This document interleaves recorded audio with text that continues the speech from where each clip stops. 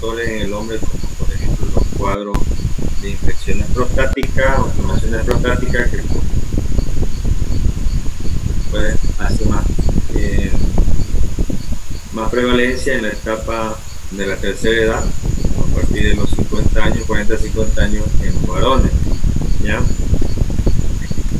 El diagnóstico siempre va a ser clínico, pero se tiene que confirmar por medio de un análisis, ya puede ser la tira reactiva. Estamos hablando de un examen general de orina, en el que se ocupan estas tiras reactivas, y también se ve el sedimento urinario, y también está el urocultivo, que se utiliza por lo general en infecciones urinarias o del tracto urinario que están más complicadas, no así en los casos leves. No es recomendable, salvo que haya en los casos leves recurrencia o recidiva de las infecciones urinarias, principalmente lo que son las urinarias bajas, ¿no? Entonces, si el diagnóstico es clínico y hay facilidad en hacer el diagnóstico, es fácil también iniciar un tratamiento empírico inicial mediante una antibiótico-terapia, ¿ya? Entonces, tenemos esa ventaja.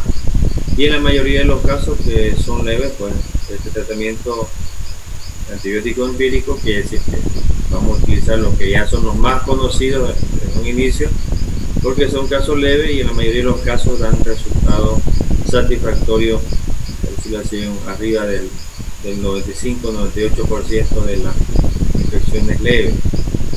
Con las infecciones más moderadas o graves, pues hay que hacerlo en base ya a tratamientos más específicos según la clínica del paciente y también los resultados de los análisis principalmente que vamos a realizar, ¿ya? Hay que ver para hacer una elección de lo que es el antibiótico más adecuado utilizar, de lo que siempre venimos recalcando en cuanto al tratamiento antibiótico, que son las famosas resistencias bacterianas a los distintos tipos de antibióticos. Ustedes saben que se utilizan indiscriminadamente los antibióticos, y esto creo que les he hablado mucho en alguna ocasión, en el asunto de lo que son los dolores lumbares, o sea, las lumbalgias, ¿no? Los dolores de espalda baja o las fosas lumbares, que son muy frecuentes por casos de inflamaciones musculares, contracturas musculares o algunas neuralgias que son ocasionadas principalmente por las actividades o trabajos que realizan la mayoría de las personas en nuestro medio. Por ejemplo, las personas que son taxistas, mototaxistas, que están mucho tiempo sentados, los transportistas de transporte o de camiones pesados, las personas que trabajan, por ejemplo, en la albañilería, las enfermeras, las costureras, no, que adoptan posiciones mucho tiempo sentadas, pero de una manera muy una posición inadecuada, adoptan posición inadecuada, o tienen alguna sobrecarga de peso en su cuerpo, tienen frecuentemente este tipo de dolores, las dorsolumbalgia o las lumbalgias, ¿no? Que en muchos casos son dolorosos, de moderado, de leve a moderado, y en unos pocos casos son casos con dolores muy severos, y que muchos se confunden por la localización del dolor con procesos renales, infecciones renales. Entonces se acude mucho a la automedicación, y cuando se acude a esta automedicación, las personas directamente se van a farmacia, y en la farmacia pues le dan antibióticos pensando en que fue una infección urinaria alta, pero no es así. En la mayoría de los casos, eso se los digo yo por experiencia personal, y háganlo ustedes, también tómenlo así en cuenta. La mayoría de esos casos pues son lumbalgias, procesos musculares o neuralgia en la zona lumbar o en las fosas lumbares, que no tienen nada que ver con procesos inflamatorios pero infecciosos de las vías urinarias, ni bajas ni altas. Entonces este uso indiscriminado de estos antibióticos por esta causa ha desarrollado también algún grado de resistencia bacteriana a cierto tipo de medicamentos. La verdad que nosotros no tenemos estudios acá, no sé si a nivel Bolivia, mucho menos en nuestro medio, de el porcentaje de resistencia que hay a los diferentes antibióticos en este tipo específico de patología, ¿no? En el tracto urinario, pero hay que tener mucho cuidado. Gracias a Dios, en la mayoría de los casos, los antibióticos más comunes para tratar estas enfermedades todavía dan resultados, pero hay algunos casos que hay que tomarlos en cuenta, que pueden ser que no den resultados con un inicio de tratamiento empírico. Más adelante vamos a ver qué tipo de antibióticos son, y tendríamos ya que utilizar otros de mayor o de más amplio efecto, de mayor potencia, para poder hacer un tratamiento adecuado de esta patología. ¿Ya? Entonces hay que tomar en cuenta esto en cuanto al tratamiento. Es clave, dicen, la correcta toma de decisión basada en los conocimientos también de la flora local, de la microbiota del tracto urinario. Vamos a ver enseguida cuál es, y sus patrones también de resistencia. ¿Cuáles son los principales factores de riesgo, ¿no?, para su aparición y recurrencia? Son conocidos y contienen las medidas preventivas más eficaces. Dentro de los factores de riesgo que se hablan de esta patología están los principalmente las mujeres, las relaciones sexuales, por la cercanía principalmente que se encuentra el meato urinario, ustedes ya saben, con el orificio vaginal. También está la promiscuidad, ustedes saben, cambio de pareja, uno no sabe, hay que tenerlo en cuenta también. Está también los problemas que tienen que ver con un mal aseo de la zona genital, porque en este caso la mayoría o un gran número de las mujeres, por ejemplo, al hacer el aseo o la limpieza, cuando van a defecar o cuando van a mear, lo hacen principalmente, ¿no?, cuando orinan, lo hacen de atrás hacia adelante. La forma correcta para hacer esta limpieza de la zona genital, tanto para hacer del 1 o del 2, como se dice vulgarmente, es de adelante hacia atrás, ¿no?, porque así estamos evitando arrastrar gérmenes que están en la parte de la región anal hacia la parte vaginal o hacia el meato urinario. Entonces hay que tomar en cuenta y también enseñar a las personas, a las mujeres, que esa es una forma correcta. Si no se lo hace así, pues si no se lo hace así, se convierte en un factor de riesgo muy importante para el desarrollo de estas partes.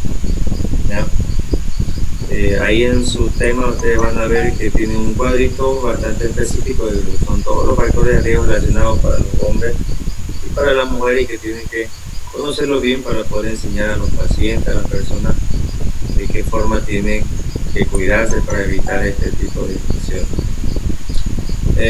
Antes se creía que la orina era estéril, hoy se sabe que no es estéril, ¿ya?, que contiene su propia microbiota, lo que antes se conocía como flora bacteriana, ¿no?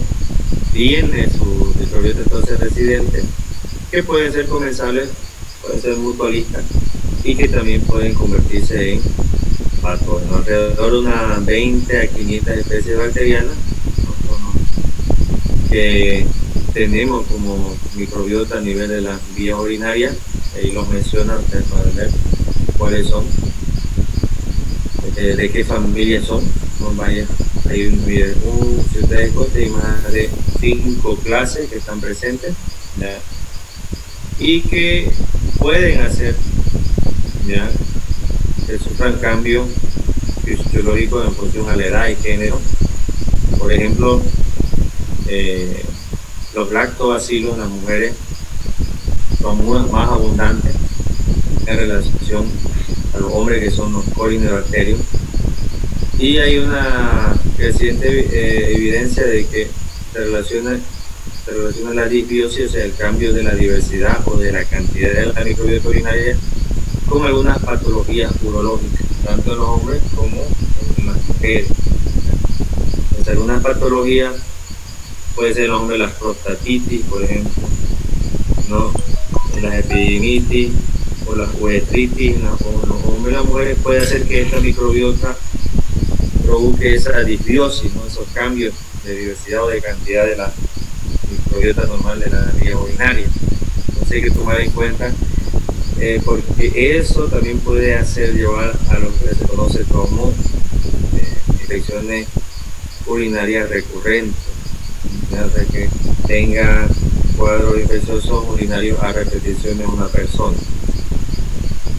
Ahora, las especies bacterianas que mencioné ahí, como Lactobacillus y Streptococcus, son bacterias lácticas, que ya saben, entonces le dan una acidez principalmente al tracto vaginal y también al tracto urinario, que es muy importante. Eso defiende de los patógenos, porque no lo dejan comúnmente que se desarrollen, ¿ya?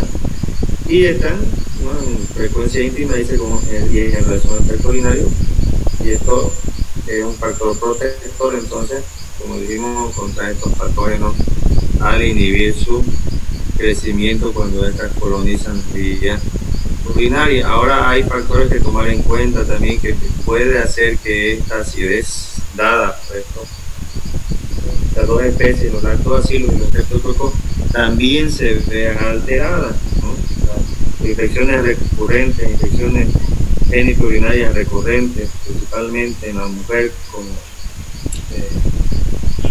la vaginosis, la vaginitis bacteriana o parasitaria, pueden hacer perder esta acidez. Lo mismo que utilizar ciertos jabones o perfumes o desodorantes íntimos, también puede hacer que, o algunos hay, ¿no?, jabones íntimos, shampoo íntimo para el aseo, aunque últimamente ya las recomendaciones y han salido también productos con esta característica de que le devuelven la acidez, más que todo a la región genitourinaria, principalmente las mujeres. Entonces ya es un poquito que se ha, vamos a decirlo así, se ha podido crear estos compuestos para que no haya problema en su utilización, ¿no? Pero hay que tenerlo en cuenta también. Utilizar espermicidas o geles espermicidas también en las relaciones sexuales puede también alterar esta acidez a nivel del tracto genitourinario. Eso es muy importante para defendernos, ¿no?, de las infecciones urinarias bajas o altas. Hablando un poco de lo que son la epidemiología y los factores de riesgo, ya como mencionamos antes, vamos a ver un 50-60% de las mujeres adultas padecerán algún episodio de infección del tracto urinario sintomático a lo largo de su vida. Fíjense que la incidencia es bastante alta. Son la causa más frecuente de bacteriemias de origen comunitario y responsable de un 5 a 7% de la sepsis grave que requieren ingreso a unidades de cuidados intensivos. Y esto también puede ser posible evolución a fallos multiorgánicos, porque estamos hablando de infecciones urinarias muy complicadas, ¿no?, que se complican y que requieren ya un tratamiento en unidades de cuidados intensivos. Este 5 a 7% no hay que menospreciarlo, porque es una cifra para una infección comunitaria bastante alta, ¿no? Ahora, en el medio hospitalario estamos hablando de todas las patologías que ingresan a un hospital para ser pacientes para ser internados, van a representar hasta un 40% de las infecciones nosocomiales. Es una cifra también bastante alta, una prevalencia, una incidencia bastante alta en cuanto a hospitalización. Y son reservorio institucional más importante también de patógenos resistentes. La mayor probabilidad de hacer una resistencia nosoconial intrahospitalaria está por parte de las infecciones urinarias que se tratan dentro de un hospital. La prevalencia de estas infecciones sintomáticas mayor en mujeres, como decíamos al principio, tiene un pico entre edades de un pico alto mayor entre edades de 14 a 24 años, que como viene la mayor edad también o la edad más activa sexualmente ya en las mujeres, ¿no? Y también hay una resolución espontánea de los síntomas en 1 de cada 4 casos que se presentan en la mujer. Entonces, 1 de cada 4 casos de infección urinaria, principalmente las leves, en mujeres se resuelven sin necesidad de tratamiento antibiótico. Va a aumentar, como vimos, la prevalencia en la edad, con la edad en la mujer, un 20% de mujeres mayores de 65 años, en comparación con un 11% de la población menor de esa edad, obviamente, ¿no? Dijimos que la prevalencia era menor en hombres, ya saben ustedes por qué. La misma situación anatómica predispone menos a los hombres que mujeres, y entonces por eso que se presentan menores casos, ¿no? ¿Cuáles son, qué aumentaría más la prevalencia en los hombres para tener ese tipo de enfermedades? Pues principalmente alteraciones anatómicas en la vía urinaria, y también los ancianitos, que son más predispuestos a desarrollar infecciones urinarias. Los cateterismos también, como lo encuentra con esos dentro de los factores de riesgo. Ahora un poquito de lo que nos dicen algunas guías europeas sobre la infección urinaria o urológica. Clasifican los factores de riesgo de 6 categorías. Es importante para que podamos también nosotros conocerlo y categorizarlo de acuerdo a él. Utiliza un acrónimo, ¿no?, que ustedes lo ven ahí, ORENU, y cada una pues tiene su significado, ¿no? O sin factores de riesgo conocidos, porque no hay un factor de riesgo adelante para la infección. Y del ejemplo, las mujeres premenopáusicas, no gestantes, entonces son las que están sin riesgo, factor de riesgo conocido, dentro de lo que son las infecciones virales. La R, que viene a ser factor de riesgo recurrente, o sea, tienen muchas probabilidades de presentar infecciones del tracto urinario recurrente, o sea, a repetición. Aquellas personas que tienen una actividad sexual, son activas sexualmente, en otras palabras, aquellas que utilizan dispositivos anticonceptivos, hablamos, en este caso viene a ser los DIU, que se conocen como los DIU, aquellas que utilizan espermicidas o geles espermicidas también, pacientes, hombres o mujeres con diabetes mellitus, mucho más las mujeres también, déficit hormonales tras la menopausia, porque eso altera también lo que es principalmente la microbiota a nivel vagino ureteral, ¿no? Y se hacen un poco más recurrentes las infecciones en las mujeres menopáusicas, ¿no?, y las posmenopáusicas también. Por eso vimos anteriormente que las mujeres posmenopáusicas tenían mayor incidencia de infección urinaria en relación a la población general. Algunos grupos sanguíneos, los grupos seropositivos principalmente, y en las mujeres con ese grupo también. La E, que significa factor de riesgo extraurogenitales, que van a conllevar un riesgo de peor evolución, obviamente, en las patologías urinarias, ¿no? Para aquellos pacientes que tienen inmunosupresión, cualquiera sea la inmunosupresión, ya sea por alguna enfermedad que cause inmunosupresión o que esté tomando medicamentos que producen inmunosupresión también, enfermedades autoinmunes o conectivopatía. Ya ustedes conocen la mayoría del lupus, el eritematoso, el cáncer sistémico, la artritis reumatoidea, que son las más conocidas, ¿no?, como autoinmune y conectivopatía. En hombres, principalmente estas patologías también pueden causarle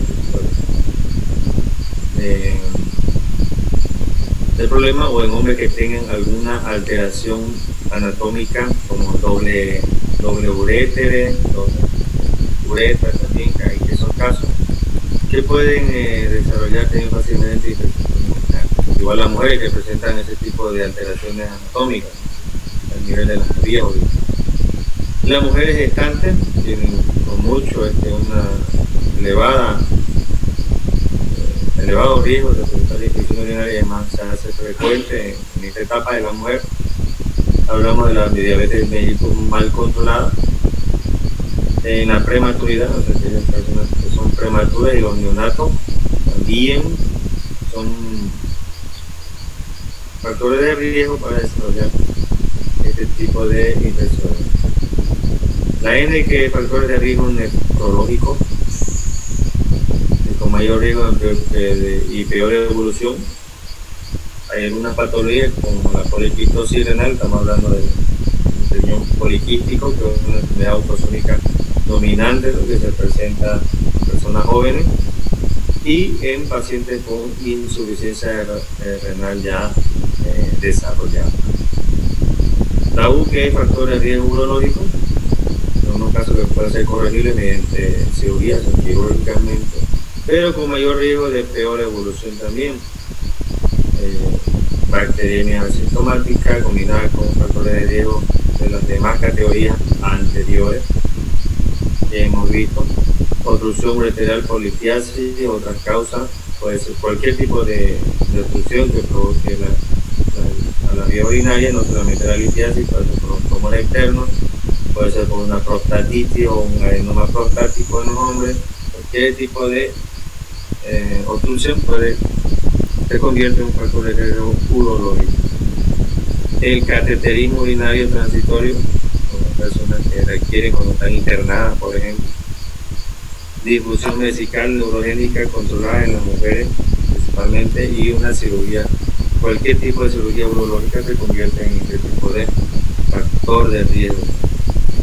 Y por último tenemos la C, que es factor de riesgo urológico no corregible, como cateterismo permanente, aquellas personas que necesitan estar con una sonda vesical permanentemente cuando tienen control de vejiga, de la micción, y con mayor riesgo que dan mayor riesgo de peor evolución también. Sondaje de cateterismo permanente, entonces talla vesical permanente, obstrucción urinaria irresoluble, vejiga neurógena no controlada. En las mujeres principalmente son este tipo entonces de factores de riesgo urológico no corregibles, que no son en elevadas cantidades, pero que sí hay que tomarlo muy en cuenta. Por grupo de edad y género, también los factores predisponentes más frecuentes que hay, ya dijimos, mujeres premenopáusicas con actividad sexual activa, obviamente, ¿no? Principalmente uso de diafragma, ya lo mencionamos, de femicida, diabetes mellitus, antecedentes de infecciones urinarias durante la infancia, hablando de infecciones recurrentes durante la infancia, ¿no? Y también hay que tomar en cuenta, dentro de los antecedentes familiares, pues el mismo antecedente de infección urinaria en la familia que han sido recurrentes, porque hay personas que dentro de sus familiares, principalmente del género femenino, presentan la mamá, la abuela, la tía, cuadros repetitivos de infecciones urinarias. Mujeres menopáusicas y ancianas también, por la deficiencia estrogénica, digamos que hay una alteración anatómica funcional de lo que es el tracto urogenital, ¿no? La historia de infecciones durante la menopausia, también el estado funcional o mental alterado, incontinencia urinaria, que se da más que todo en mujeres también, y que tienen vejiga neurógena, por ejemplo, o de algunas mujeres con algún daño neurológico después de una cesárea, de una cirugía a nivel genital, ¿no? Y la cateterización urinaria también. En los hombres y mujeres con alteraciones anatómicas, los de riesgo más predisponentes están las funciones extrarrenales, como anomalías congénitas de uretra, mencionamos antes un poco, ¿no? A veces ahí está la presencia de doble uréter o de doble uretra, ¿no? Y eso mucho conlleva a infecciones urinarias a repetición. La presencia de cálculos que por lo general no se pueden operar en algunos casos porque están muy arriba o muy internos, hablando del riñón, no están en la pelvis ni a nivel de los conductos urinarios, y que no se pueden extraer o no pueden ser eliminados por parte del paciente también en ningún tratamiento que no sea el quirúrgico. Compresiones ureterales extrínsecas por cualquier causa que sea tumor o ya dijimos también en los varones la hiperplasia prostática benigna o la uretritis, ¿no? Están también las obstrucciones intrarrenales, como la nefrocalcinosis, formación de cálculo interno o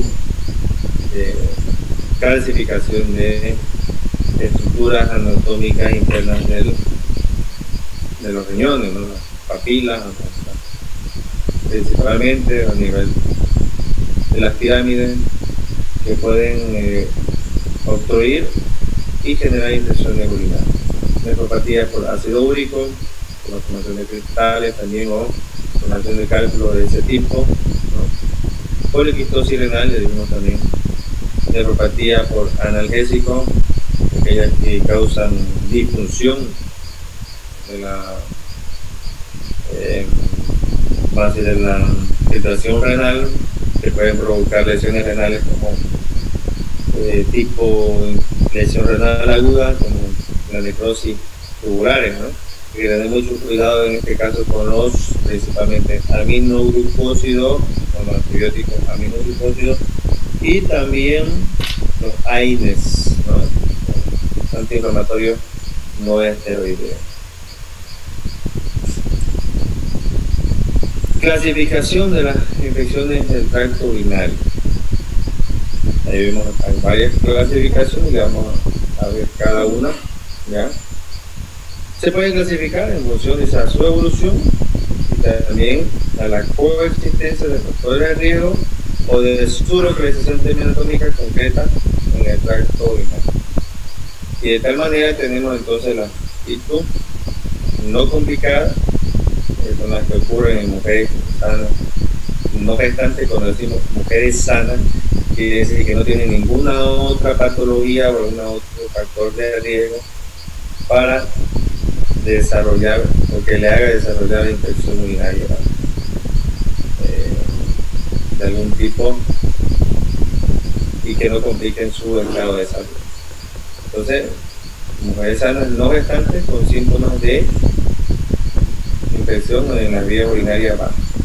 Ahí dentro de ellos hablamos de específicamente lo que es la cistitis, que tiene su sintomatología específica y que la mencioné, la disuria, prolacturia, urgencia miccional, dolor suprapúbico, que son más característicos, o también de la vía urinaria alta.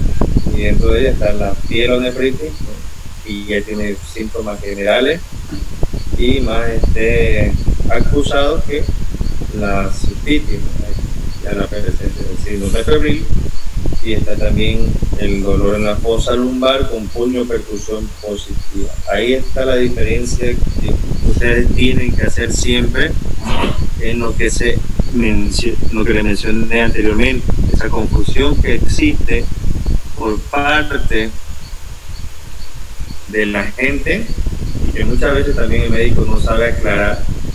Es importante que sepamos aclarar esa manifestación de dolor en la fosa renal o en la fosa lumbar, que es característico de la pielonefritis, porque a la puniopercusión el dolor se acentúa más. Oye, eso es una puniopercusión positiva. Sin embargo, en las personas que el dolor a ese nivel, en la fosa renal o a nivel de la espalda baja, las fosas lumbares, a la puniopercusión no existe ese acentuamiento de lo que es el dolor. O sea, el dolor no va a variar por la puniopercusión en pacientes con lumbalgia. Sí lo va a hacer un dolor más exagerado en pacientes con pielonefritis, porque hay una inflamación, una infección a nivel del riñón. No olvidemos que la cápsula está extendida.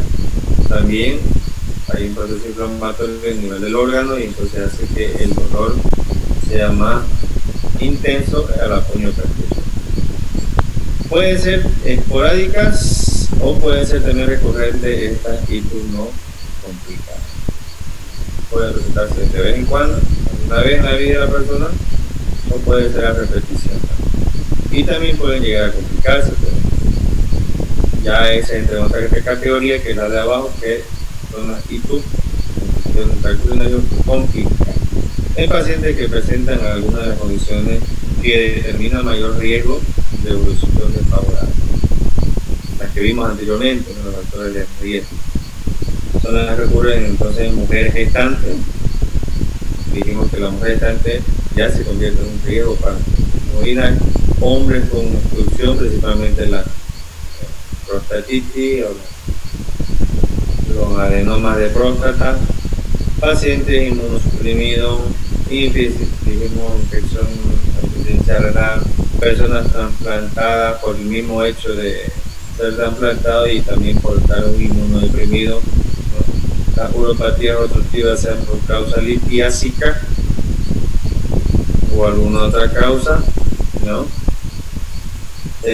Personas con factores de riesgo recurrentes o persistentes, aquellas que tienen litiasis renal y no han sido tratadas o no han eliminado los cálculos mientras permanezcan los cálculos en sus riñones, van a tener alto riesgo de presentar infección urinaria. Aquellas personas que están con sondaje vesical, sea temporal o permanente, la talla vesical, estamos hablando del tamaño de la vejiga, tiene mucho que ver también, porque en la mayor retención de orina hay una mayor probabilidad de presentar infección urinaria. Nefrostomía u otro tipo de drenaje de las vías urinarias también pueden complicar este tipo de infecciones urinarias. Están las itus también asociadas a catéter, en presencia de catéter urinario permanente, sin evidencia de otras fuentes de infección. Por eso se recomienda, si fuera posible y necesario, no tener al paciente más de 5 días con una sonda, ¿no? Por el riesgo que implica, ¿no?, que desarrolle una infección del tracto urinario. Y se va a definir, obviamente, si se hace un modo cultivo de la muestra, de acuerdo a la cantidad de colonias formadoras de bacterias, ¿no?, una muestra de orina del catéter, o una muestra obtenida 48 horas después de retirado también el catéter. ¿Ya? Si es que hay mayor a esa cantidad y el paciente estuvo con algún catéter, entonces se considera una itus asociada a la presencia de la sonda, ¿no? La itus recurrente es otra categoría también, frecuencia no complicada o complicada, con una frecuencia de 3 infecciones de tracto urinario en el año o igual a 2 también en los últimos 6 meses. Entonces, si hay un paciente que presenta infección del tracto urinario, ya sea de la categoría complicada o no complicada, pero que la ha presentado 3 o más veces en el año, es una itus recurrente, o también cuando haya presentado 2 veces en los últimos 6 meses, estamos hablando de una infección urinaria recurrente. Lo que se conoce también como urosepsis, por disfunción orgánica a causa del dejo vital debido a una infección del tracto urinario. En este caso, por su localización anatómica, nos vamos a encontrar con una infección urinaria por el tracto urinario de las vías urinarias bajas, se denomina uretritis, cititis o prostatitis, y también de la vía urinaria alta, se conocen como pilonefritis, los abscesos intrarrenales y los abscesos perinéfricos o perirenales. Eso es lo que se conoce entonces como urosepsis. sepsis, porque involucra no solamente el tracto urinario, no se dan cuenta, involucra otros órganos también, como la próstata en los hombres y los riñones o los abscesos a nivel renal, principalmente. La etiología, bueno, la etiología siempre va a ser esto por patógenos, una gran variedad de patógenos, incluyendo bacterias gram negativas o bacterias gram positivas, y también incluía los hongos. En general, se suele aislar, por lo general, un único microorganismo patógeno en la mayoría de los casos, pero pueden haber excepciones, como en el caso de las anomalías estructurales del aparato urinario o en pacientes con cateterismo, ¿no? Por invasión, obviamente, puede aislarse más de uno en los análisis o en los grupos cultivos en la vía urinaria. Entonces vamos a considerar en este caso una infección urinaria del tracto urinario de origen polibacteriano, ¿no? Más de un patógeno ocasionando este tipo de cuadro clínico. ¿Cuál es la bacteria más frecuente? Ya ustedes ya la conocen, la E. coli uropatógena, porque está también la E. coli, es considerada también enteropatógena, ¿no? Que también puede estar presente aquí en la vía urinaria. Se dice uropatógena porque tiene más predilección de la misma familia de la enteropatógena, pero con mayor predilección al tejido uro, genital o uro, o en la vía urinaria. Entonces, tanto en la ictus no complicada, que está presente en el 55% de los casos, como también en las ictus complicadas, que viene a ser el 65% de todos los casos, la presencia entonces de la E. coli uropatógena. Aumenta la probabilidad de recurrencia en 6 meses cuando no se hace un buen tratamiento y es la E. coli la causante de este tipo de infección. Hay otras bacterias, ¿no?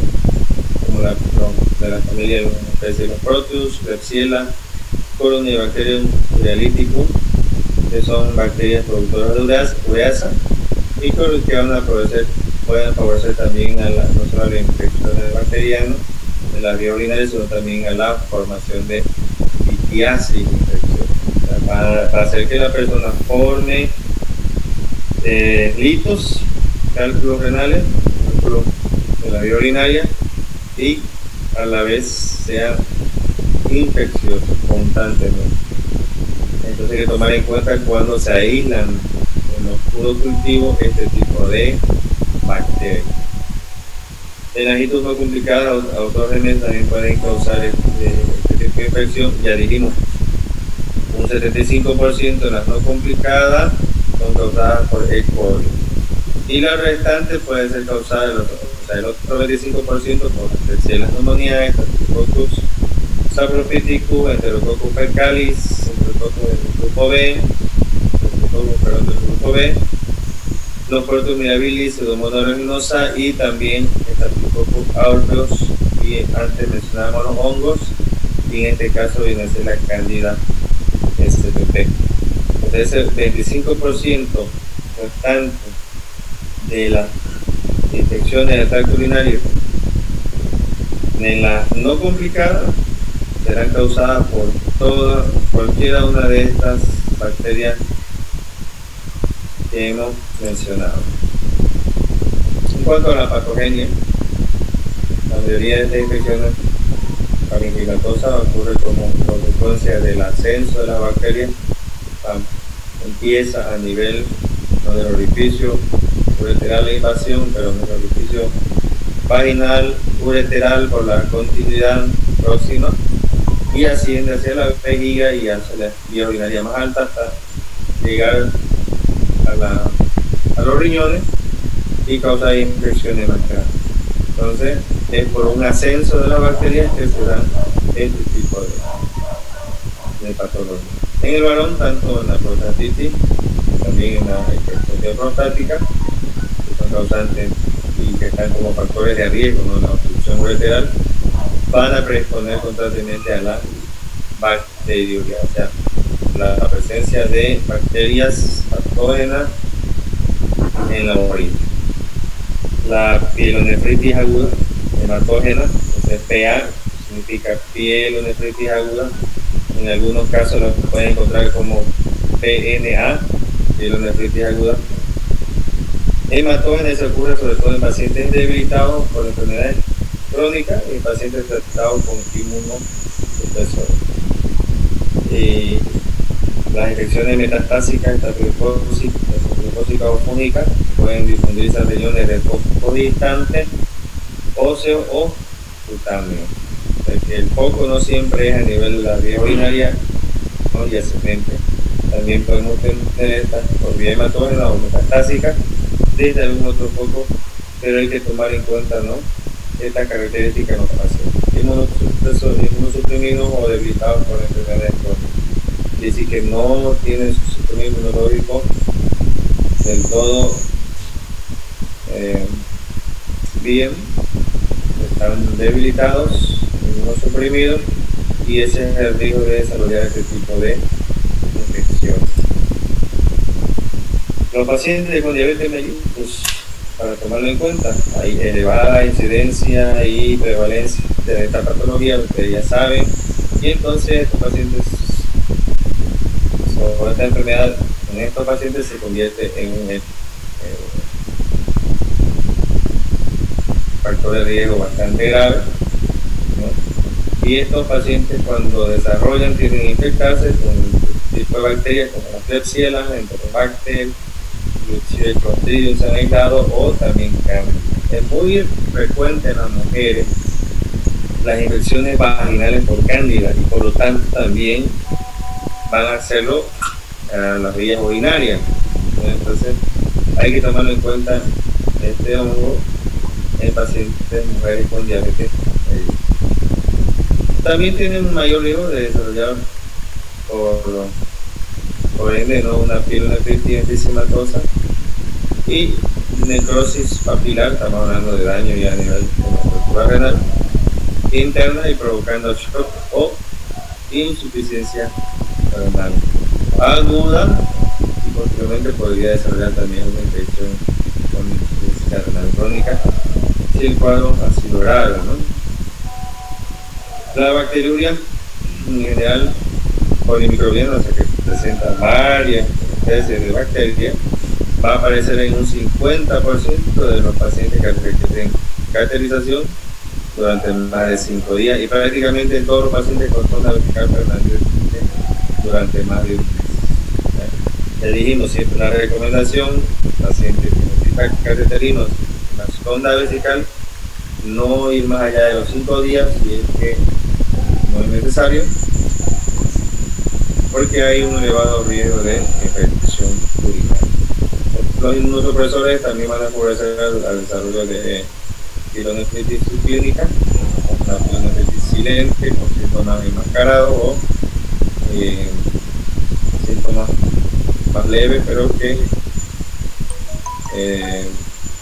se dan a nivel de lo que es la infección urinaria alta, ¿ya?, e infecciones causadas por bacilos familiares negativos no entéricos aerobios cándidos.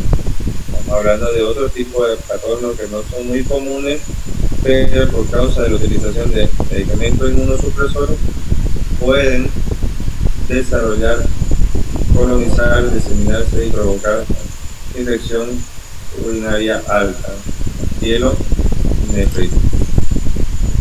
Dentro de las pruebas diagnósticas que se utilizan, ¿ya?, para la confirmación de principalmente de una pielonefritis aguda, se hace por el análisis de orina y el urocultivo.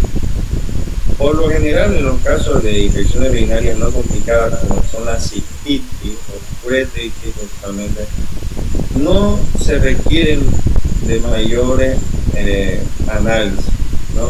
Con la sintomatología, en la mayoría de los casos, el diagnóstico se hace, ¿no? Conocemos bien la sintomatología de esta infección urinaria baja no complicada, pero es sencillo diagnosticarla e instalaron un tratamiento empírico antibiótico precoz sin necesidad de hacer un análisis de orina o de un urocultivo. Pero siempre tenemos que indagar bien en los pacientes que no haya algún síntoma de infección urinaria alta para no caer en el error de iniciar un tratamiento antibiótico empírico y dejarlo ahí y posteriormente el paciente se vaya a complicar, ¿no? Entonces hay que tomar muy en cuenta en el interrogatorio muy a detalle el paciente fuera de esos síntomas de infección urinaria baja, no complicada, no tenga algún síntoma que implique infección urinaria alta, ¿ya? Pero por lo general en la pielonefritis aguda, el análisis de orina y el urocultivo son confirmativos, ¿no? La piuria está presente en casi todos los pacientes con pielonefritis aguda y puede detectarse también rápidamente por la prueba de leucocitosterasa y la prueba de nitrito. Por lo general, estas pruebas vienen en lo que es las tiras reactivas. En algunos lados lo hacen individualmente, ¿no? Acá no se acostumbra a hacer eso, pero las tiras reactivas por ejemplo marcan la presencia principalmente de nitrito, la mayoría de ellas, y algunas de la estereasa, para confirmar la presencia de nitrito positivo, de estereasa positivo, en un análisis de orina, pues es indicativo de una infección urinaria principalmente alta, ¿no? Ahora también está la presencia de los cilindros leucocitarios que pueden verse también en otras afecciones. Se acompaña también del cuadro clínico de ITU y son específicos para pielonefritis. Entonces, presencia de cilindro leucocitario en la orina con pacientes que tienen síntomas de infección urinaria, principalmente en la de infección urinaria alta, entonces es específico de este tipo de cuadro clínico, ¿ya? No hay que dejarlo de lado en este tipo de patología, ¿ya? La hematuria puede presentarse en pacientes con cistitis y también con pielonefritis a la vez, ¿ya? Luego, en algunos casos complicados, la tensión de Gram puede ser importante para ayudar a elegir principalmente lo que es el antibiótico. Estamos hablando ya de lo que es el urocultivo, ¿no? Y determinar un tratamiento más específico en el tratamiento de estos pacientes.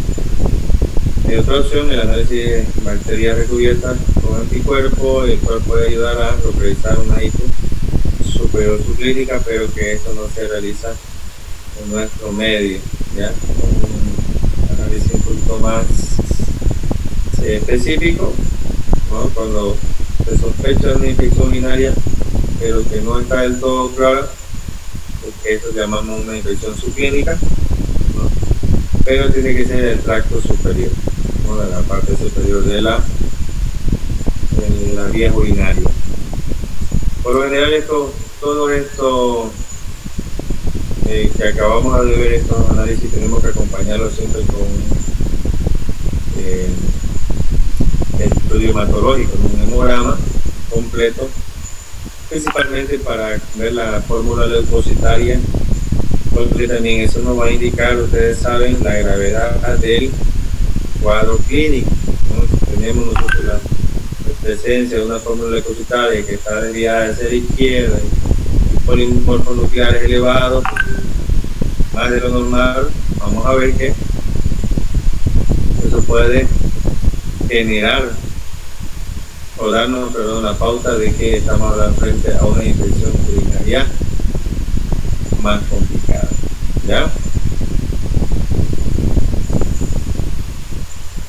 ¿Se escucha o no se escucha? Porque alguien me dice por ahí que no se está escuchando. Se oye, ¿no? Entonces el Iván, que algo está pasando con su... No, doctor, ya lo solucioné, ya lo escucho bien. Ya, o está media solita. Hay que ver. No, lo que pasa es que no veía el micrófono. Hay que verlo con un otorrino El doctor está ahí disponible. Ya. Entonces decíamos que un examen hematológico también tiene que acompañar, ¿no?, a esto, análisis de orina general y el urocultivo. Mucho más cuando sospechamos de infección urinaria alta. Dijimos que en las bajas, como la cistitis, la uretitis, en la mayoría de los casos no es necesario, salvo que veamos por ahí algún síntoma relacionado con infección urinaria de vía urinaria alta. Entonces tengámoslo muy en cuenta esto. No seamos flojitos e indaguemos siempre en la sintomatología de vía urinaria alta. Ya no nos quedemos que el paciente solamente nos dice que le duele para orinar, que hace fuerza para orinar, que cuando orina parece que no ha orinado todo, eso tenemos vesical, que ya saben, no hay la sensación de vejiga llena siempre, ¿no? Entonces hay que tenerlo en cuenta que más arriba los dolores de la fosa lumbar, la percusión, y si ya notamos que el paciente tiene elevación de la temperatura, ya no nos quedamos con una infección, simplemente con infección urinaria baja. Hay que tomarlo ya como una actitud complicada, ¿ya? ¿Cuáles son las indicaciones para solicitar un urocultivo? Bacteriuria asintomática con factores de riesgo. En la mayoría de los análisis generales de orina hay bacteriuria asintomática, es decir, que hay presencia de bacterias. Ya vimos la cantidad de especies o cepas patógenas o de la microbiota que pueden estar en el tracto urinario. Entonces van a ver ustedes siempre que en un examen de orina de reporta dice leve cantidad de bacterias, moderada cantidad de bacterias, y a veces se instaura un tratamiento de antibióticos solo tomando ese parámetro de la bacteriuria asintomática, porque vemos que dice presencia de bacterias leve o moderada, ya estamos queriendo instaurar un tratamiento antibiótico. No, hay que tomar en cuenta la sintomatología del paciente.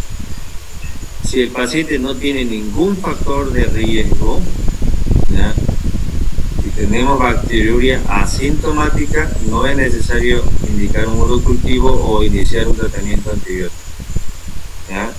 Pero si tenemos bacteriuria asintomática y hay factores de riesgo presentes, ¿ya?, en mujeres gestantes es un factor de riesgo. Pacientes con algún grado o algún tipo de obstrucción de la vía urinaria es factor de riesgo. Paciente con diabetes mellitus es un factor de riesgo. Entonces, ya vimos anteriormente cuáles son los factores de riesgo para desarrollar. Entonces veamos eso primero y entonces solicitamos o no un urocultivo, ¿ya? Paciente neutropénico, entre paréntesis ahí, con signo de interrogación, paciente trasplantado, hay que tomarlo en cuenta, ¿ya? No pequemos de imprudente con respecto a este tipo de pacientes. Cuando el paciente ha presentado infección urinaria recurrente y anteriormente y tiene bacteriuria asintomática, se solicita urocultivo. Paciente con itus complicada se solicita urocultivo, y paciente con itus no subconiales obviamente hay que hacer. Ahora, en pacientes con infecciones recurrentes, aunque sean itus no complicadas, pero a repetición el paciente está presentando estos cuadros clínicos, hay que solicitar un urocultivo para aislar un patógeno causal y hacer un tratamiento más específico de ese cuadro clínico. ¿Ya?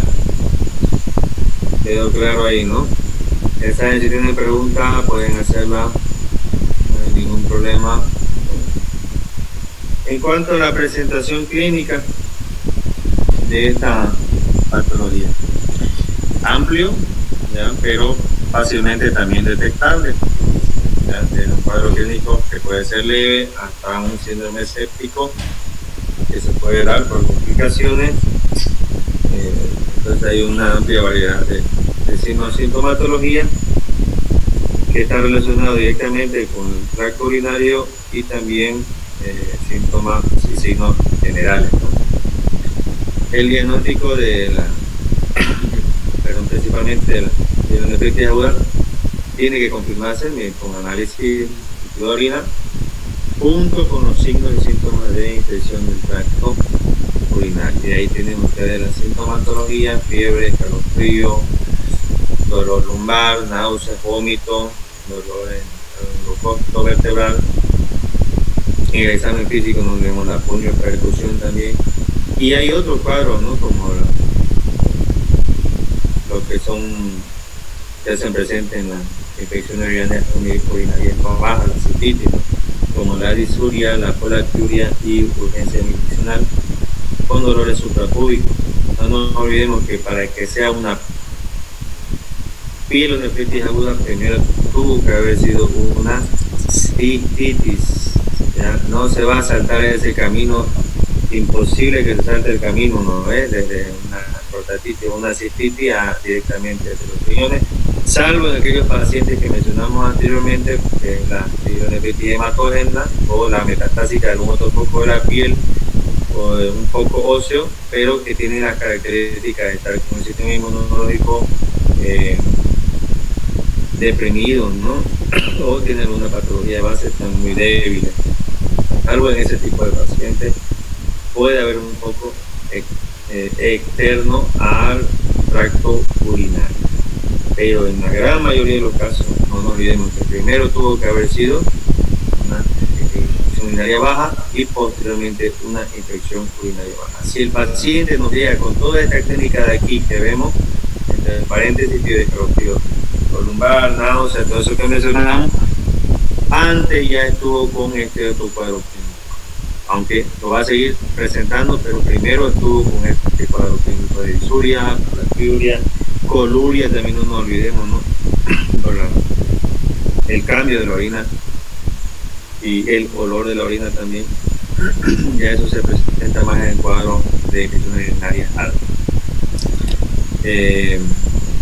Hasta un 30% de las mujeres con síntomas de cistitis tiene pielonefritis subclínica, pero estas infecciones no suelen causar daño cortical, o sea que no ha desarrollado una gravedad a nivel renal. La situación es más común en las embarazadas, y lo dijimos antes, tomar muy en cuenta en los pacientes con ictus recurrentes, la diabetes mellitus, inmunosupresión, aquellas anormalidades del tracto renal o urinario y que son previas a los 12 años de edad. Hay muchos cuadros de estas anormalidades del tracto renal y urinario en pacientes o niños, ¿no? Es ahí cuando se detecta más que todo, porque presentan cuadros clínicos, un cuadro repetitivo de infecciones urinarias. Si hay obstrucción, ¿no? También eso es más común, así que sea más común de estas infecciones. También puede ser muy grave la pielonefritis aguda y resistente al tratamiento, y puede generar inclusive abscesos perirenales o renales también, y intrarrenales. La fiebre y la leucocitosis son de escaso valor para el diagnóstico de pielonefritis aguda en pacientes con sonda vesical y permanente. Hay que hacer siempre un puro cultivo en estos casos. Ya hay que hacer.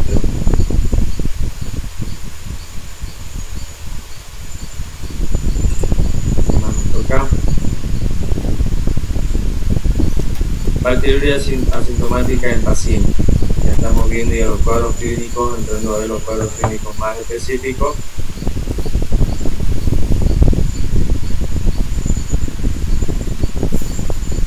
Bacteriuria entonces asintomática en adultos.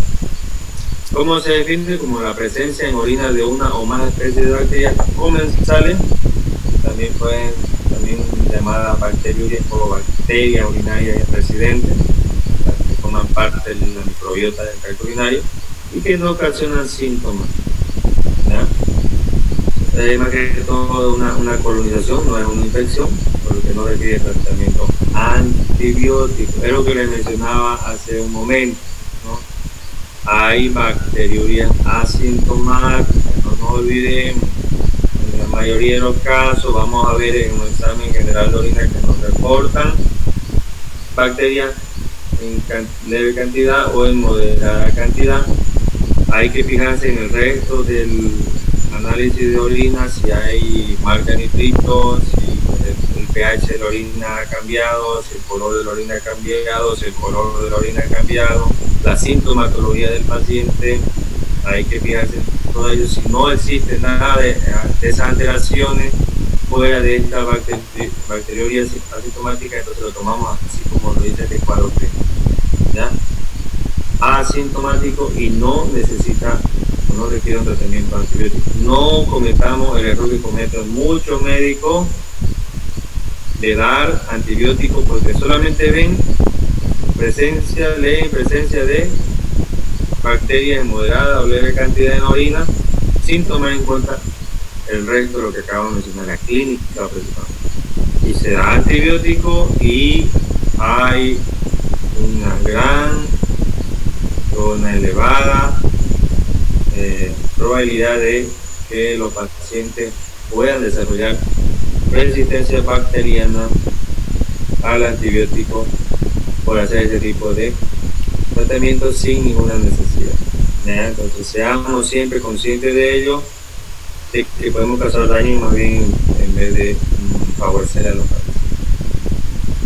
Es un hallazgo común en mujeres sanas, un 5% de mujeres jóvenes premenopáusicas, y también otro grupo de pacientes, un 4 al 19%, en ancianos de 0,7 al 27%, en diabéticos con 10%, y en la gestante hasta un 50%, ¿ya?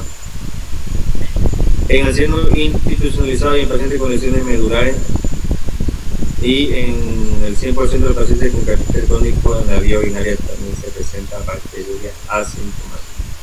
¿Qué significa ancianos institucionalizados? Dice, por si no lo han escuchado antes, son personas ancianas que están hospitalizadas, ¿ya? Eso significa institucionalizado. El uso indiscriminado de antibióticos como tratamiento de estas patologías, de esta bacteriuria asintomática, es lo que le mencionaba, a contribuir a la creación de resistencia bacteriana, y que haya obtenido un claro beneficio en términos de evitar la aparición de una infección urinaria asintomática. Sucede dos cosas. Uno, lo que les mencioné antes, que se da el tratamiento pensando de que hay una infección solo porque se lee en el reporte infección o presencia de bacterias leve o moderada cantidad y se inicia el tratamiento, o se cree que porque hay esa presencia de leve o moderada cantidad se podría desarrollar una infección sintomática y entonces se instaura el tratamiento. No hay ninguna evidencia de que eso suceda, de que no vaya a aparecer una infección sintomática si iniciamos un tratamiento. Lo cierto es que no es necesario dar tratamiento antibiótico ante la bacteriuria asintomática. ¿Cuál es la evidencia? Que actualmente se considera que la bacteriuria asintomática puede tener un efecto más que todo protector frente al desarrollo de una infección asintomática posterior por competencia entre distintas cepas o especies. A eso ayuda la microbiota del tracto urinario, a la competición con la cepa patógena, tanto del lugar de residencia como de nutrientes también. Entonces, al dar un antibiótico podemos estar afectando esta microbiota y dar paso a que colonicen y se proliferen los patógenos, y entonces estamos nosotros quitando ese efecto protector por hacer algo que no debimos. Hay que tomarlo en cuenta. ¿Cuál es el consenso hoy en día? Evitar realizar screening y tratamiento de la bacteria asintomática. Recomendación únicamente en 2 escenarios clínicos en los cuales el beneficio ha sido probado: gestantes y antes de procedimiento urológico invasivo. Es decir, que ya vimos que hasta en un 50% de las mujeres gestantes pueden presentar bacteriuria asintomática, pero en este caso sí se ha visto un beneficio al evitar una infección posteriormente sintomática. Y cuando se va a realizar algún tratamiento, procedimiento urológico invasivo, estamos hablando de por ejemplo, utilización de sonda vertical o una cistoscopía que se puede hacer en un paciente, entonces hay bacteriuria asintomática. Entonces, en estos casos es indicativo iniciar un tratamiento antibiótico profiláctico, porque se está haciendo una invasión y se puede estar arrastrando también patógenos. Entonces, hay que ayudarle a no presentar una infección sintomática con la introducción de un tratamiento antibiótico.